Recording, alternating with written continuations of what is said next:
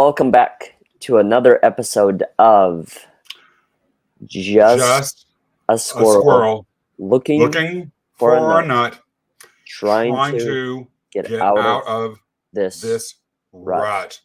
Wow. Did not disappoint Oh my gosh. I when think that may be when the best. contrary to the topic. I am absolutely not disappointed at all.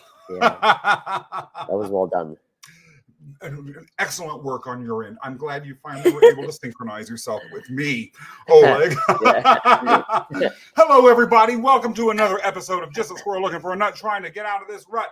It is Scott Mason here with your incredible co-host, Oleg Lougheed. And you know, we are tonight without some of our co-squirrels, but we always find it sort of special doing this together because we started this together going on 2 years ago, and we have had a good time ever since. I think every Thursday night is special because of you, Oleg. I'm never disappointed. Now, I'm going to share a story that I shared with us a few weeks ago, maybe even a couple of months ago, about the Greek hero Achilles. His mother was a goddess. His father was a mortal. And Thetis had originally, she was very beautiful. She was a goddess of the sea. You can imagine she had long, wavy hair and wafted around on sea foam and had this sort of magical, ethereal look about her. She was primordial. And all of the male gods wanted to date her and marry her. But then a prophet said, anyone who marries Thetis will have a son that is greater than he is. Well, you can imagine her popularity went down kind of quickly. That's a hard bar to live up to. Yes, especially when you're already Zeus. Yeah. And so she ended up marrying a mortal. She was basically forced into it, which itself was a disappointment. But then when she had a child, she realized, I don't know why she didn't think about this beforehand, that that child would be immortal too. And so what she did was literally take that child, Achilles, by the heel and dip it in the river Styx, the river of the dead, for night after night after night, trying to get rid of its immortality. Of its mortality. And nonetheless, it didn't quite work. And so Thetis lived for years in profound disappointment, not only about who she ended up having to marry, but what her child ended up being. Do you think that she should have been afraid of the disappointment that Achilles' mortality represented, Oleg? That's a good question. And I was actually thinking about it prior to us starting this show. Why do we fear disappointment to begin with? And what I've come to discover through my own experience and going to your story is maybe one of the reasons why some of us fear disappointment is because it doesn't meet our expectations, or there is some sort of other line of underlying assumptions that we choose to create about the set of circumstances. So in this case, right, it seemed like it was inevitable that one was going to turn out one way and the other one was going to continue living a different life. Yeah. I think the same thing applies. I was thinking about my own circumstances, not myth related, but more so just personal experiences that I've been through. And that's one of the personal experiences that I've been through. It's taken me a number of years to reframe and get to this point. And that is, I used to feel great disappointment in other people when they did not choose to respond the same way that I did. I'll give you an example. Reaching out to friends, right? I am the type of individual, as long as I could remember, have always had this mindset that I'm going to create time either during a day or during the course of a week and reach out to them, whether it's to check in, to express my gratitude to them for the impact they've had in my life. And I find that not everyone that I reach out to, A, chooses the time to respond to the outreach, B, reaches out in a similar manner. And so I realized in that moment that A, I am my own unique version of who I am. And I really can't, at the end of the day, and this was a hard realization, but that is, I can't expect anyone else to do what I'm doing and to do how I'm doing it. So I struggled with that for a while. I was afraid of the disappointment that came from other people. I was also afraid of disappointing others. You know, I don't know how it's been for you, but slightly on a different topic, I've always felt like I was a man of my word. So if I tell you I'm going to deliver something, if I tell you I'm going to make whatever introduction or whatever it is, I really try and stick to it. And there are times, just due to life in general, where I'm not able to fulfill those promises, not able to accomplish those roles. So I realized in those moments that I feared it greatly. I feared disappointing others greatly because I felt that they were giving me all their energy, and yet I wasn't able to reciprocate. I wasn't able to deliver the same thing in return. Did you ever Oh, experience that within any of your connections? I will talk to you about that in a minute, but I actually wanted a little bit of a clarification, and Of course. I'll use this as an excuse to dive a little deeper into that quite interesting answer. To what extent is your fear of, well, actually, what is driving your disappointment? You sort of implied that it was because maybe out of guilt, that they're Yeah. putting their all into whatever it is that they wanted your input or your contributions to, and you aren't able to deliver. Was that truly what was causing you to fear the disappointment the most, or was there more to it than that? Before we move on, I think expectation played a role in that. It's whose? expecting mine, probably. It's Mhm. expecting certain things to turn out a particular way, and then only having to realize that life doesn't work like that in most situations. Life has its own way of unfolding. So in the case of my friendships, right, being disappointed in some of them for not returning a call in a timely manner, for not responding at all at different times, I realized that much of that was driven by my own expectation. And the expectation was that I reached out to you today, therefore I was expecting a response today, not Mhm. tomorrow, not next week, not any other time, because I took the time today, therefore you should take the time today as well. So I realized that was an expectation that I was carrying within my mind, and then roles reversed, being afraid of disappointing other people. Once again, I think it was an expectation or a standard. It was a Mhm. standard I had set for myself, and that is a bar that I was not willing to go below. Mhm. So if I tell you I'm going to deliver on X, Y, and Z, I'm going to do my best to deliver on X, Y, and Z. Mhm. The only reason why I've ever set that standard, now that I think about it, is because, in my opinion, when it comes to being able to live the life that I do, I've realized that there's a great level of discipline that is required. I think for any version of success, I can only speak for my version of success that I've been able to achieve and am continuing to achieve. Discipline has been a critical component of it. Holding myself accountable to my actions, holding myself accountable to the things that I say. And so I realized that in the moments where I choose to let go of the foot on the gas, that is when all of these other things lose its sense of priority. They no longer become as important. So therefore they start to lose meaning. I mean, I'm sure you could relate. You know, you go to the, I don't know if you still go to the gym every day or not, but I Yeah. remember when we were talking about it however long ago, that's something you enjoyed. Yeah. So I can only relate to your story, and that's going to a gym and let's say you miss a day. I feel like everyone can relate. We all have that day, right? Yeah. And then you're like, oh, I'll start over next day. And think about how much harder it is to start over Yes. that following day, only because you had missed one day and you might have worked out for years before that. Yeah. Yeah. First of all, I want to greet Patrick Farron.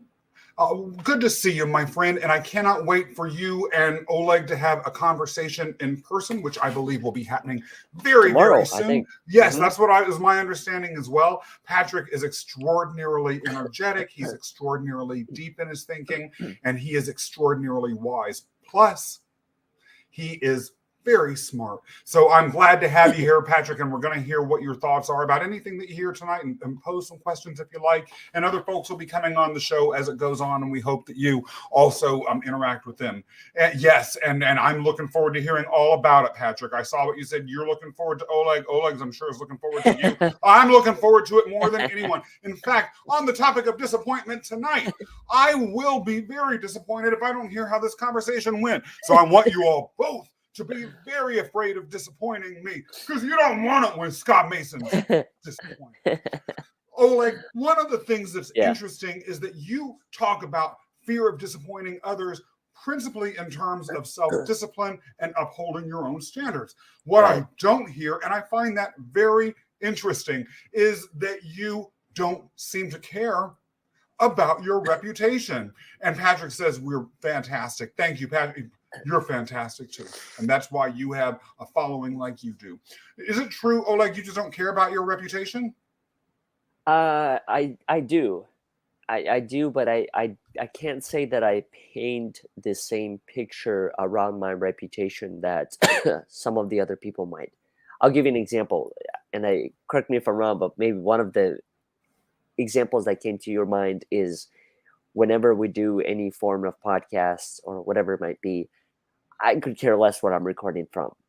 And it's not because I'm devaluing the essence of the show or anything like that. But for me, some of these things that I guess you could say relate with one's reputation, and that's public presence, their appearance, whether or not the background is lit, and all these things.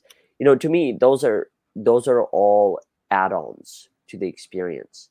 What I really try and do is I try and show up for the essence, in my opinion, of what the conversations are about. Now, I'm not saying that anyone who's doing it, as far as having backgrounds, having the proper lighting, is doing anything wrong. It's just we all have our own different interpretations of it all, right? No finger pointing here, but to me, it just doesn't have the same level of importance. So I guess you could say in that case, from an outsider point of view, someone who hasn't had the opportunity to hear my perspective nor been in the same room as I am, they might look at it that way. They might look at it as someone who doesn't care about their reputation. In other regards, I care deeply about my reputation. I care deeply about following up on all the things that I say I'm going to deliver. I care deeply about being a part of people's lives, being a part of their transformation, going from point A to point B or whatever point. So those are the things that matter deeply to me. But as far as the public presence and public appearance, I don't choose to assign it the same level of value that I give to some of the other things. I care about my reputation. I could tell. So long as it's trashy. Just kidding. I find that very interesting, and it's an insight I never knew about you after all of the years that we've worked together now. Yeah. Well, so let me ask you, why do you care about that particular element as it relates to your reputation? Because I believe that, and I think rightfully so, for a couple of reasons. First of all, I feel that generally, in order to achieve the impact that I want to have in our society, I have to have a reputation that is of sufficient stature to be able to have the halo effect that comes with it, and then maximize my impact on people, or at least maximize the chance to have my voice heard. Now, I will say on some level, Oleg, you must care about your reputation. You must care about these things, because I never see you with your hair all messed up. You always have a nice t-shirt on. You are careful about your backgrounds. Yes. Have you gotten a backdrop like I have? No, you have not. But you make sure it's plain. Yeah. When we first met, you had a very specific design of the wall behind you. Yes. Well, how you think I don't remember that stuff? Yeah. I remember it all. It all. Yeah. And so I think that on some level you do. Now, I would say of the two of us, I probably am more concerned about these impression management sorts of things. Sure. And that's probably due to the work environment that I grew up in. But some of it is because of situations that I've been in my life or that I've faced. I am and I don't mean to, be a snowflake here to play a victim, but I think there is some reality. Sure. I am a LGBT male. Yeah. Now, I've been told I could be wrong. I've been told that I do not present in a way that's stereotypical that people have of that community. But I'm very conscious of the fact that if there are reasons to not cut someone a break and people are looking for them, that is a subconscious reason that will occur. I'm a person of color. Again, do I necessarily present that way to every set of eyes? I'm fully aware that I do not. I'm sure there are people that are watching this or will either live or on replay that are like, what? You're not white? I'm not. But there are people that subconsciously observe these things, and I feel like I don't necessarily have the room, the bandwidth that the culture gives you to be able to make certain mistakes that other people do. Now, I am not saying that in a complaining way. I want to be very clear about that. I actually view the more harsh expectations that society has on certain subcategories of people that I fall into to be a blessing, because it's forced me to really learn how to kick butt. But I do think that reputation matters because of these things. The other thing, too, that I'll say why reputation to me matters is because, you know, the organizations, and this sort of goes as to work history, it's phenomenal, particularly when I worked for a particular government administration. I won't say which one. I'll just let people guess. There was a lot of emphasis on the optics of things. And it was amazing how if you presented optics that looked snazzy and had pretty colors and were designed beautifully, in other words, if the graphic design looked good, people were so bowled over by that they would ignore substance that was shaky. And so I learned quickly that people use things that are markers of reputation as heuristics for substance sometimes. And so I feel like in order to achieve what I want to achieve, but B, to deal with human beings as they are rather than who I might want them to be, I have to accommodate to some extent or respect who they are. Yeah. Speaking of reputation, how would you describe what is the reputation that you hold or trying to create? What a great question. How does one even define that? Yeah. Well, that's a multidimensional question, and it's changing and it has evolved over time. So I will answer it only for now. It may change, although some of these things are perpetual. I do want to have a reputation as someone that delivers as a speaker or a podcaster or a personality. In other words, when you're in the room with Scott Mason, it's not going to be boring. Now, I don't believe in just endless, empty, shallow, vapid, boisterous noise to be making noise. I do understand the difference between entertainment and charisma, but I do want to have a reputation as being charismatic and having at least a modicum of substance behind it all. That's number one. That's number two, is that I want to have a reputation as someone who's real, who's your homeboy, not talking down to you, not something or someone that I'm not someone who's pompous, but someone who's capable of being authentic, or like I said, keeping it real. And some other basic things. I want to have a reputation as being reliable. I had a business associate that I worked with. Again, I won't say who he was, but he did not believe in necessarily delivering on time. He thought that was a way. He had a couple of feelings about it. He felt that from a customer relationship perspective, that if you were a little bit late or if you didn't quite deliver what was expected, it was a way of asserting power over the customer, which I fundamentally disagreed with, because the customer's paying you, therefore they have the power. Yeah. And then he also thought that, well, it just didn't matter. People didn't really care that much. Actually, I disagree with him with all due respect. Yeah, I think people deeply care about those things, especially when you put your dollars to whatever it is that you're trying to create, because not everyone contributes from the same set of circumstances. Yes. Some people might be on their last dollar hoping that this thing is going to pan out. Yeah. I'm sure you can relate, people who approach different coaches like yourself to help them discover what it is that they're looking for. I can only assume that in some circumstances, there's probably a sense of urgency in helping you figure out. Otherwise, it's just like people would just be buying and signing up for things with infinity. Oh, like it's so true. Those, right? When people are giving you their money, they're entrusting you, particularly with the sort of coaching that I do, which is transformational in its nature. They're trusting you with their life. Yeah, and they're They're wanting you giving to you something probably very cut the exactly. time Yeah, into whatever time as compared to it might take with someone else who could have a significantly longer process. So absolutely. I greatly agree that there's a sense of urgency when people put a dollar sign to those things. Absolutely. I will say there's one other thing that I want a reputation for. I Yeah, can't believe I didn't mention earlier, but I'm going to right now. And please do. that is someone who has integrity.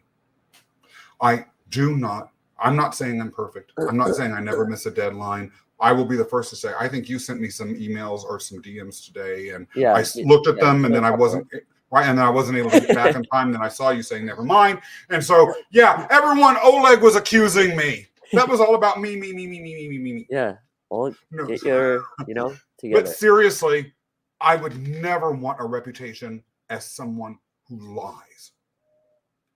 That's a problem to me. So I will challenge that in a way to ask a question. Do you believe you never lie? Under limited circumstances, yes, I will lie. So, for instance, my husband and someone else who I know conspired about a Zoom call I was having about a year and a half ago, a year and a quarter ago. And it was really a surprise birthday party. So, Yeah. two people I know, love, and care about lied. Am I viewing them as people without integrity? Absolutely not. They did the right thing. There are certain circumstances I understand in which you have to lie. And so I do think your question is a fair one, a blanket statement. I never lie. That's not necessarily, though, the same as acting outside of integrity, because what you all were doing when you told me that lie Yeah, was to preserve the integrity of the surprise that was the correct. fundamental core of the Correct. party. It wasn't like you were being, if you had been honest, right, it would have actually been acting out of integrity, especially if you had agreed that it would be a surprise party. So I think that that's a very different situation. So, are you ever faced with situations where, for a variety of reasons, let's say you don't want to join a call or a meeting that you're a part of? How is that different from what, for example, let's say you have a Zoom call, right? And you're not feeling, I don't know, you're not feeling up to it, or you haven't had your food, or whatever the reason is, and you don't choose to express that reason for what it is, but rather you tell it through another reason. Is that a lie, or do you rationalize it through a different lens? That's an interesting question. And I actually do think there are moral and ethical implications of that. And it's something I'm fairly strict about. I think that, and I'm not going to say I'm perfect. I'm not going to say I've never made an excuse. Right. However, two things. First of all, in many cases, the person isn't owed an explanation. If I'm unavailable, I mean it. I'm not just making it up. Yeah. So if I don't have to say, if it's a reason that I feel like they may not understand, and um, I, or my priorities are different than theirs, then sometimes I will just say I'm unable to make it. You have to survive. I don't owe you an explanation. That's number one. Number two, if it is someone that I am close to, I will almost always be honest, because number one, I'll forget it, and Yeah. the truth will come out anyway. Number two is disrespecting the relationship. I have a comfort level, and I want that person to have a comfort level with me, a level of trust. And every time I lie for no reason, there is an erosion of that trust, whether it's a conscious one or not. And then finally, it begins to habituate dishonesty. Yeah. And so now there are It some becomes times in habituated, which, right? yeah, now I view this as on a scale. It's not necessarily black or white. There Sure. are times in which, for instance, you may have bosses that are abusive, or you're in work situations where it's just like, let's say you're looking for a job. I would show up in a suit with a portfolio at a job that I never wore a suit to, say, oh, I have a meeting, or I have to step out of the office for 2 or 3 hours, Yeah. and sort of not really say, or maybe I would say, oh, I've got to meet with a vendor, and really it is a interview. I'm not going to sit up and say, oh, I'm going to be gone for 3 hours because I'm looking for another job. Right. I understand, again, the integrity of that process needs to be maintained, and that's sort of the way in that's going out. And then there are times also, there's, for instance, a theory that if you are a CEO or an executive, your assistant should only tell a customer that you're unavailable because either you're traveling or you're with another customer. So if I were in a meeting with you, the theory is that I would say to the customer who needed to talk to me, I would tell my assistant, say, oh, I'm with another customer. And the theory behind that is those are the only two messages that a customer can hear without holding something against you, because the customer always wants to hear that they're the most important thing in the world. Interesting. I never heard of that before. Is that something you made up? No. Not at all. It's actually preached in one of the most successful management books ever written. Do you ever get disappointed by people not telling you the truth? Depends on why. If they can't make a meeting, or if they haven't done certain thing, or they missed a phone call or lunch, whatever it is. That sort of thing? No, I don't care. Personally. Half the time, it's a relief. I'm too busy anyway. And how do you process that? Like, what do you tell yourself to make that? How do you cope with it? That's what I'm asking. Yeah, I don't care why you weren't there. What I care about is whatever. What matters in this world, whether you could make a lunch or a dinner or something like that, it doesn't matter in the big picture. So I really do try and prioritize and understand people go through struggles. Everyone tries their best. And if they're failing, then okay, that's part of the human condition. I fail just as much. So if someone lies to me about that sort of thing, I'm much more forgiving. Now, if they lie about something that's more consequential, or if it's happening all the time, then it will, over time, the relationship erodes to varying degrees. And what about you? At this point, I don't really take it personally. I used to take it personally. Actually, I think one of the people that helped me reframe it was Lachelle. I remember having a conversation with Lachelle, who's been a frequent guest on this show as well. And she was talking to me how everyone is, how did she say it? Everyone is fighting a battle that I may not know anything about. And I just thought it was so true. So true. Every single set of circumstances. Yeah. Happening every day. Yeah. So that's where I realized in that moment, it's just I really have to give people the grace and treat them with kindness, because on somebody's worst day, it could be my best day. On my worst day, it could be someone else's best day. And so just giving people the opportunity to just be who they are and deal with whatever it is that they're dealing with. And even in the situations, kind of going back to the concept of not being honest, or choosing to lie, or choosing to give another reason, in those situations, I kind of approach it through the same lens. If the person doesn't feel comfortable enough with me telling the truth for why they can't make a meeting, then be it. Like, why am I going to waste any more time? I literally look at it as wasted energy at that point. Totally. Tried to figure out, why did they tell me this? Why couldn't they tell me the truth? So for me, I get caught in this never-ending narrative of trying to understand a situation that may not be understood. Well, and that we may be accountable for. We may be accountable for it. They might not be comfortable because I'm making them feel uncomfortable. Exactly. Or because we haven't created the space to properly express those feelings or thoughts. So I think the other thing, that going back to disappointment and am I afraid of it or do I fear it? I think of disappointment as maybe not having the opportunity to have those conversations. So I think, if anything, disappointment comes from maybe miscommunication, or having a lack of communication. Feeling like I'm disappointed by someone, but really, I'm only saying this because I feel like I've experienced this plenty of times.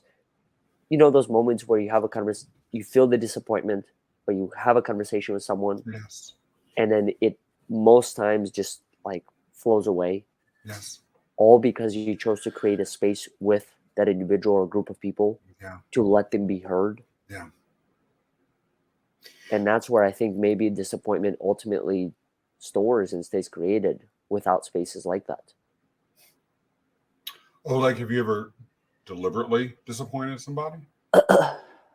uh, Give me an example, as if I said I'm going to do something and chose not to do it. Deliberately, knowing full well it would disappoint someone. I don't think so. I think I've always given it an honest effort in those situations. Now, there have been times where, like I said before, I wasn't able to fully deliver on the promise, right? Like I say, I'm gonna pay you back on this day, or I'm gonna do this for you on this day, and for whatever reasons, I wasn't able to do that thing. Those times have happened 100%. And am I in a position to say that it'll never happen again? No, I think that would be naive of me. I think it's naive. What I'm realizing about life at this point is that I think previous experiences are there for a reason. I think they're there to give me some perspective and some lessons, but what they don't predict is how the future is going to turn out. Yes. And no matter how much I want to tell myself that there have been times when I had X amount in my bank account and it will never happen again, I can't control that. I can't control the highs and lows of life, right? Because some situations could put you in a position where you do have to pay the last penny to make it Yes. all happen. You know, if all of a sudden I had to have surgery and something serious on my neck or my heart or whatever, that's a very costly operation in most situations. So that could literally do that. So I'm realizing now, for me, I'm really challenging the narrative of always and never. I will never do this again. This will always be like this. This will never happen. I don't think life works like that. So I think if anything, like I can learn from my past, I can gain whatever the skills that I need and build up the resilience for upcoming events. But I can't predict how I'm going to deal with the next adversity that's coming up. So, are there things that you can say without qualification that you will never do? I yeah, I would say to a degree. Yeah, 100%. There are some things that I would never do, A, because they stand against my my character as I know it today. One of those examples is drunk drive. I would never do that at this point. And the reason why I would never do that is because I'm realizing that in that moment, it's not necessarily I have more to lose than to gain, but it's just that that could put someone else's life at great risk. And me choosing to consciously make that decision and possibly take away an opportunity in whatever way from another individual, it just goes against my character. It goes against everything that I'm doing now. Literally, my whole life that I've built to this point is to be able to build people up and create opportunities for them. If I'm making that conscious choice to take someone else's opportunity, think about it. You hit someone, let's say in the worst case scenario, right? Obviously, the very worst case scenario is that they die. Maybe not. That may not be the worst case scenario, actually. That was the other thing that I was thinking of. Okay. And the worst case scenario beyond that is that they're handicapped. They can't speak. They can't write. They can't do the thing that they are naturally gifted at. Yeah. That for me is consciously taking an opportunity away from someone else. Now, if something like that happens by accident, where I did do everything that I could, and I don't know, sunlight was in one eye and not the other, and something like that happened, right? Or someone had crossed the road right in front of me, I think that's a different story. I think that's a different circumstances. So, are there things that I would never do? That would be one of those things. You? I like to say that I never deny the human capacity for a mistake. So even drunk driving. Now, I don't drink. So it's extraordinarily unlikely that I will ever drunk drive. And with some degree of confidence, I can say that's something I will never do. And I don't even have a driver's license because I live in New York City and have no desire to get one. So it seems extraordinarily unlikely that a person who doesn't drink or drive would somehow be in a situation in which he's drunk driving. However, yeah, anything is possible. Yeah, you might have. You know, you don't know. Like, you know, you might be biking down Yeah. and someone's going to ask you to drive their car back because they're not able to. Yeah. Good. Or I might feel I have to pull a car off of a road somehow and I'm drunk and then Do you know how to drive? I do, but I took probably 20 years ago, I took a driver's test in Kansas where I grew up and I had forgotten how to by that point. I could have driven, So but you I'd forgotten the disappointed the rules of the driver's ed road. teacher. Yeah, the test I failed. The written test was pretty embarrassing. But that's okay. Hey, I Right. didn't disappoint myself. I didn't care enough to do it. Which goes as to, by the way, the relationship between caring about something and disappointment. How do you Yeah. know whether someone cares enough about something to be afraid of disappointing them? Ooh, good question. I think you said it in the question itself. I think it boils down on the relationship. Mm, I mean, in thinking about it kind of from your set of circumstances, because you're able to experience more than uh, I am at this point, and that's you have a different relationship with David than you have with anyone else. yes. So therefore, the disappointment you might feel from him might carry a lot more value than, let's say, the disappointment that you would have with someone that you just met for the first time from LinkedIn or whatever it is, right? So I think if anything, it boils down to the relationship and the trust that you have with another individual and how much weight they carry in your life. Would you say that's relatively accurate just based on your relationships? Well, sometimes it's the potential of the relationship. Okay. If it's someone who I want to How do you impress, assess that? How do you assess the potential of a relationship? well, now that's interesting. And it's interesting that Patrick is writing a comment at this point in the conversation. I'll actually use this as an example. My belief sometimes it's obvious. You've been hired for a job, and the person who's going to be your boss, believe you tend to have a reasonable expectation there's going to be a relationship of some sort, bad or good. You're going to believe it has a potential to be significant in your life because that person Sure. has control over at least 8 hours of your day and your paycheck. But let's talk about how people assess relationships more generally. Yeah. For instance, you and I both do business networking, and this is going to get back to Patrick in a minute. And in those business networking meetings, we've all been there. There are people that look you up and down, they ask what you do for a living, and then you can tell they don't see any potential in the relationship, and their eyes are already looking somewhere else. They feel disappointed in, yes, Well, right, or they're just not right, having met a high enough character. right, or that they don't believe that you offer enough value to them, at least in that moment, or as they can foresee. Yes. However, what we can and cannot foresee is extraordinarily limited, and that's where it comes back to Patrick.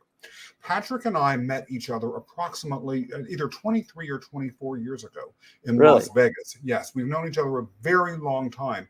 And at that point, he had a career in Los Angeles. I was an attorney, and I met him and his wife through my husband.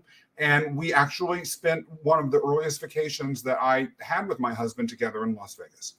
And there was no reason at that point, due to our career trajectories, as I see it, for Patrick or I to believe that our lives would intersect in any other way other than as friends, that we would see if we were bi-coastal or call up on birthdays or through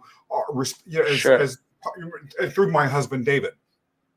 Now, all of a sudden, as I've moved into the current space I'm in now, Patrick, who has independently, in his own path, moved away or moved forward from what he was when he and I first met all those years ago, into a space that is very highly aligned with mine. And we rediscover each other through social media. And we have conversations, especially Patrick, when he shares things that are mind-blowing. Yeah. And has me really rethinking, especially my spirituality, or thinking about my spirituality on a deeper level, and really appreciating the creativity and the independence to which he brings his own thought into that space, which is so closely aligned to mine that I end up expanding and being better because of that. Right. So the relationship, and there are opportunities that both of us see for each other down the road. It's suddenly this massively high potential relationship, at least to my eyes, and I certainly hope Patrick feels that way too. So assessing it, one of the things I have learned along the way is that my ability, the human ability to assess the future, is ludicrously limited because the input variables that the universe provides are beyond what any of us can imagine. Right. So I've learned to be a lot more careful about assessing who has potential and who brings what value to the table. You never know. You don't. You don't, and that's where I think it's going back to Patrick's point. I liked his second to last sentence. We may disappoint without the intention of disappointing. And I think that goes back to your earlier point as well, and that's prejudging circumstances before they unfold or before they play out, or even judging circumstances in general, even when they do play out.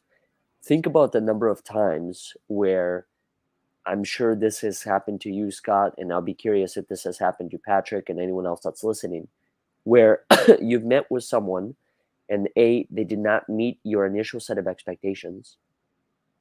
And then through one trial and error experiment, you tell yourself, I knew I was right. They can't commit, they lack discipline, they blah, blah, blah. When the reality of the matter is, my set of expectations might have been drastically different just based on previous people that I've met. And the second part is the person might have had a death in their family. Yeah. Therefore, they had to put everything else on hold, which could create opportunities for disappointment. Well, you promised to do this. You promised to deliver. You promised to have conversation. You promised to do that. And all of a sudden, due to some other unforeseen set of circumstances, you're not able to do so. So I think it happens. I could assume that it probably happens to all of us from one time to another. And one other thing, I think, going back to Patrick's point, is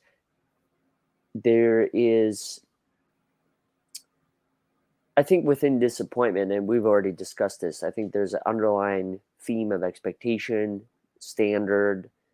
I think there is also an underlying theme of this is my reality and this is how I view it. And maybe I refuse to see it any other way. So perspective shifting plays a big role within that as well. So I'm finding that once I was able to create a space to shift my perspective around how the circumstances appear to be and how they could be, the disappointment all of a sudden vanishes. Yeah. Like it no longer exists. Yeah. You know, when I accept the fact that, okay, a person can't make it, boom, that's it. That could literally be beginning, middle, and end of a story. The story just gets more when I choose to add on layers to it. Yeah. Why aren't they making it? They must not like me. And then that leads down a whole other series of rabbit holes. There are some people that we're going to talk about in a minute who may be afraid of disappointing, but they somehow never do. Yeah. But before we start talking about them, I want to talk briefly about something that has never disappointed me. Yeah. And that is a certain podcast. Yes. That you work on. Could you tell us a little bit about that podcast and how people can find out more about it, my friend? Yes, it is called Purpose Highway. I'm kidding. It's that's a good one too. Yeah. But the one that you're mentioning is called Overcoming Odds. And this is a podcast where we get to explore people's stories. And ultimately, everything that we discuss today are the topics that we discuss on that show as well. Everything revolves around helping people develop a narrative they like and believe in.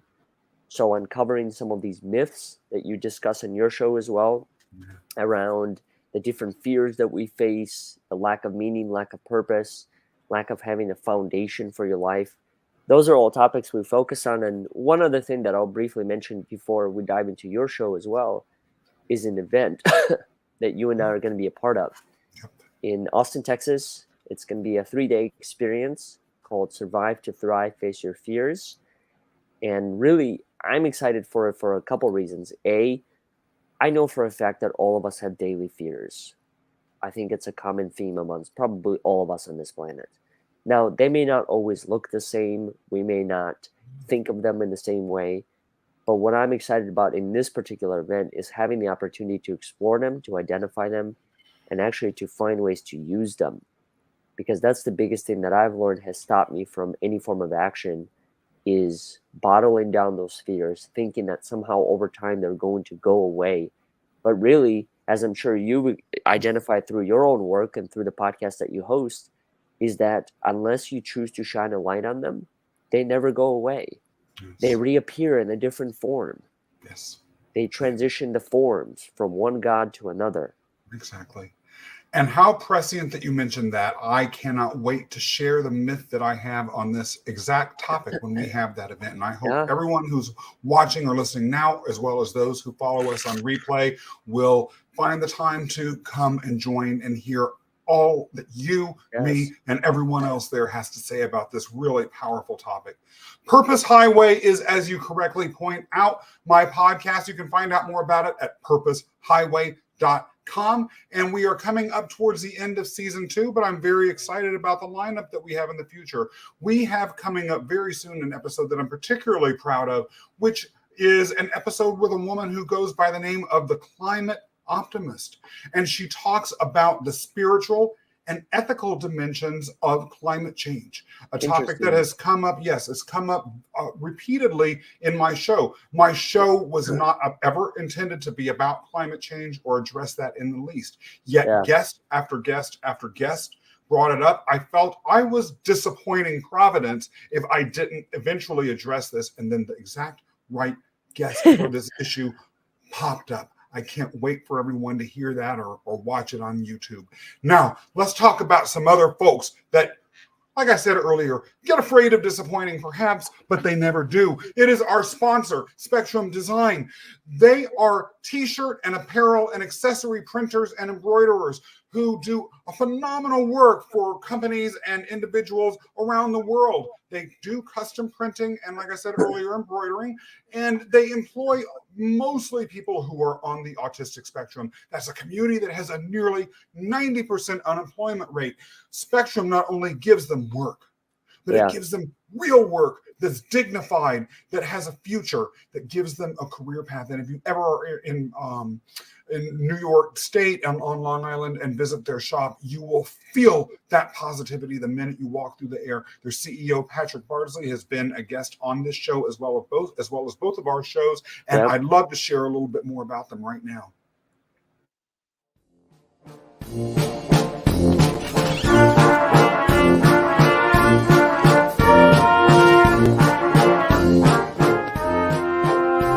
No way!